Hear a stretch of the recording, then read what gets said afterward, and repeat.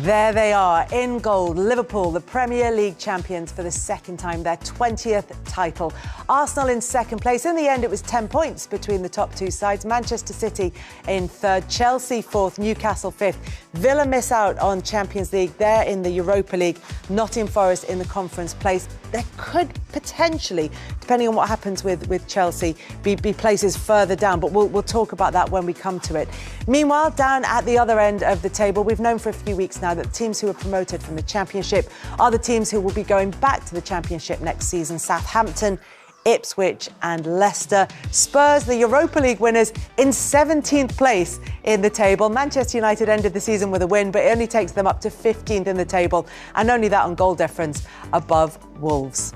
Enzo Maresca was punchy yesterday on Chelsea's qualification for the Champions League. He had a message for, which we won't repeat, but he did have a message for the people who'd maybe suggested that Chelsea might not qualify for the Champions League and that would be a disastrous season for them. Yeah, well, it would have been. You know, when you're looking at the monies and the PSR situation that Chelsea find themselves in, and the fact that they're a club that's spent so much money, they have to be in it. You could see, like, people were sending me like memes and everything of Chelsea players going crazy that they've qualified in fourth, like it's a trophy, you know. I'm not saying that when Arsenal celebrated. Everybody's left in the space to say that. Thank you, Kels. You lot know me so well. But why wouldn't they be that happy? Yeah. Chelsea need that. Yeah. They do need some experienced players, obviously, to go alongside that, because during that season, he did go through a spell where you did have to question what was going on with the tactics, with the players. Has he got the right players? Can they play to the system that he needed? Palmer's form, everything that was happening. But then to get to the place where they now qualify, it changes everything for Chelsea. But right, do you know who the biggest critics of Maresca are? The Chelsea fans. Yeah. Do you know wwho said in December that they weren't ready to compete at the top level? Yeah, he said Maresca. I thought it was a mistake last month that they didn't have enough experience in the squad and the team to be in this race for the top five. Maresca. It was Maresca. He is the one who said all these things. And even now that they're in the top five, there are a lot of Chelsea fans that still aren't happy with his style of play. They're still not happy with the recruitment, the amount of money that they've spent, and they went into the final game without a recognised striker. It's all on the club, but he's kind of sending it outwards. But actually, I think he needs to look at himself. The messaging is all wrong. Yeah, having said all of that, Chelsea might well be one or two experienced players away from having a really good season next season. Yeah, and they're one game away from winning a European trophy and qualifying for the Champions League. I mean, it's incredible. I've never known a season whereby managers are so under pressure until that last game. One win and almost heroes. You look at Tottenham, you look at... I mean, I wouldn't say go as far as to say Manchester United, but if they had won a trophy into the Champions League, you could dress it up as success. Chelsea were teetering on the edge. Could it be a shocking season? If they're spending all that money and not getting into the top five would have been a disaster for them. Make no bones about it. On many levels, There were so many managers that were teetering on that last game, and of course some of them have come up smelling the roses.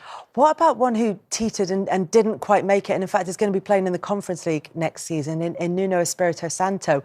How secure... I was reading a really interesting article on him, which is it's a very complicated decision to make because, again, it's not a style of football that people necessarily warm to that he plays, but it's been incredibly effective. It got them to the brink of Champions League qualification. They've fallen short. They're going to be in the Conference League, which is way beyond what their expectations would have been, having just been in a relegation battle last time around. And yet, do you keep the manager that takes them there? Is he the man to progress again next season? But it's not I don't think it's as straightforward as saying, well, he took them to sixth and therefore we stick with him. I don't know. Well, I think the shock in your voice kind of sums up what we all think, because obviously he's done a terrific job. But Marinakis, he's a guy with a big portfolio of clubs, big ambitions. You know, he's managed to spirit Edu away from Arsenal. Goodness me, how you know, you've got to be thinking big if you've got the capability of doing that. So Forest finished in a Conference League position, which I think if we'd say to any Forest fan at the beginning of the season, are you going to be in Europe next season in the Conference League? They got, really? That'll be fantastic. Thank you very much. It's only because they were in a Champions League position for so long that maybe there's a little bit of disappointment. What do you think? Yeah, 100%. I think obviously 17th last season, just about avoided relegation, and then to finish in Europe this season, I think it's been outstanding. Of course, expectations change, but the fact that they're finished in the European places, I think it's been a really special season. I think Nuno's done a fantastic job. I think they made some really key signings. Obviously, Chris Wood scoring goals as well. So I think if you're a Nottingham Forest fan this evening, you're delighted because, as I said, you're back into a form of Europe, and I think you've had a really good season. Does it feel that level, dare I say, at the conference, possibly? I think so. I think it would have been a beautiful story and a lovely story, but you get what you deserve. Drop points, Everton springs to mind when they look behind their shoulders. The draw against Leicester harmed them. Their form has been pretty good of late, but not stunning. They come up against a side today that were, I think, 1 loss and 10 or 1 loss and 9 before the game.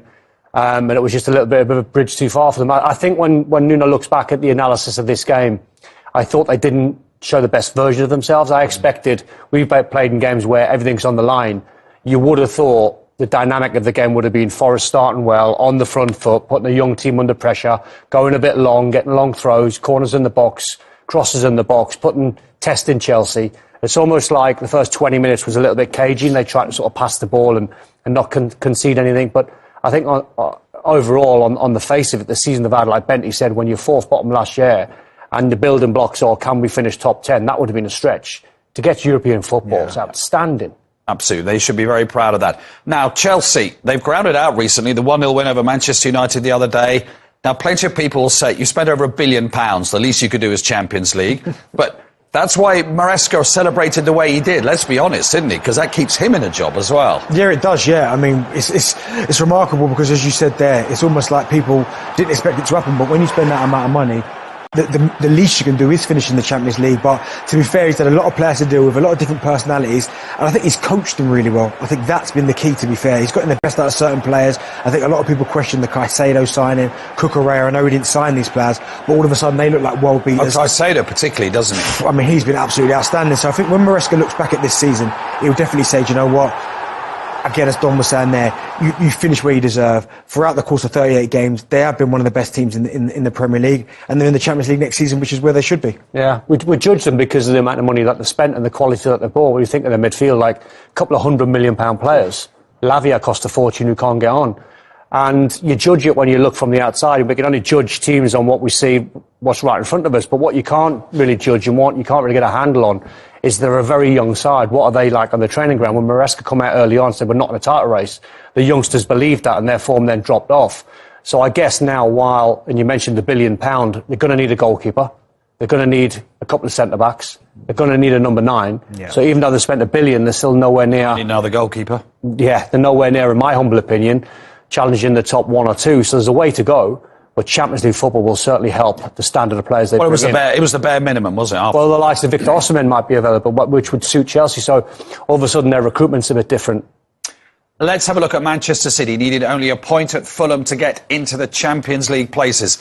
Let's see how they got on in West London then. So they went into this having beaten Bournemouth, of course, in the league, having lost the FA Cup final. I don't think any of us expected them to slip up, actually. And here's Gundogan, who's had a bit of a quiet season after his return, but it's a great overhead kick. Goal, Benty. Yeah, what a finish. I mean, Gundogan, as you said, it surprised me when I heard that was his first league goal of the season. But I mean, he's been a fantastic servant for them, and that's not an easy finish, by the way, by any stretch, because he has to react really quickly, get his body in the right position. I mean, to execute that is incredible. I mean, what's he thinking at his age? I remember him scoring a goal like it at Goodison. I remember him scoring a similar sort of goal, but what a player.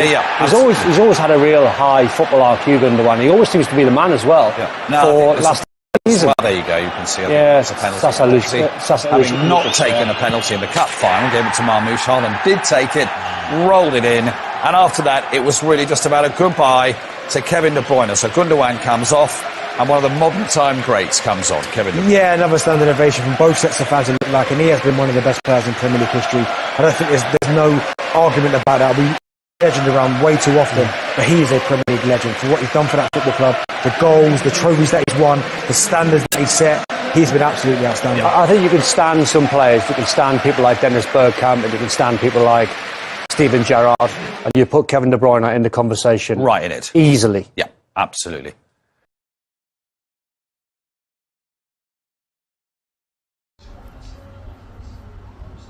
Wow, Chelsea made it to the Champions League, beating Nottingham Forest 1-0 away from home at the City Ground. Wow. I mean, before this game, every pundit wrote them off, even their fans wrote them off. Nobody believed that they could go to Nottingham Forest and win, but give kudos to Enzo Maresca, their manager. The game plan was spot on. The game plan was amazing. He went there, didn't even press Nottingham Forest, defended deep, allowed them to keep the ball, made sure that they didn't have space behind them, defended the balls very, very well, superbly well. Cole and Tosin were amazing in the balls, and also Reece James was also amazing on the side. I mean, perfect game plan, and Chelsea managed the game like men. Like, the game management from them today was out of this world, and that's what you expect from teams like Newcastle, who are a little bit more experienced to do against Everton, but they couldn't manage to do that, losing 1-0 to Everton. And then Aston Villa also, who are also more experienced than Chelsea, going to Manchester United, falling under pressure, getting Martinez got sent off in the first half, and then they went out to lose 2-0 to nothing to Manchester United. I mean, what perfect day for Chelsea. They didn't even finish top 5. They finished top 4, going to the Champions League next season with UEFA Conference League final to play on Wednesday. And if they win that, now we'll be looking at the season they have had, like, amazing season, not just a good season. You call it amazing season because nobody expected them to win the league.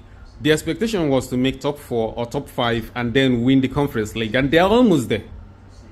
So what can you say? By this time 3 months ago, a lot of fans, Chelsea fans, wrote them off, calling for Enzo Maresca to be sacked, calling for some players to be dumped, and stuff. A lot of stuff were going on. But these guys rallied around. Their last 6-7 games, I think they only lost to Newcastle in the Premier League, and they had the most difficult fixture to the end of the season. This is where inexperienced players crumble, but they didn't. They stood up, they fought. Even against Newcastle, they lost a goal very early in the game. They came back, lost a man in the first half, came back in the second half with 10 men and fought. Like, they could have won that game if they were a little bit lucky. So, I mean, these guys have grown up massively in the last couple of months. I know some people may not see it now, but I think this will reflect on their season next season. They are going to be a lot better next season. Their game management will go up leaps and bounds next season. Their approach to games will improve massively next season. They are going to have one hell of a season next season. And if they do their job very well in the transfer market, we could be looking at title contenders. Mark my words today. Mark it down. We could be looking at title contenders. The difference between Chelsea and some other sides is they are young.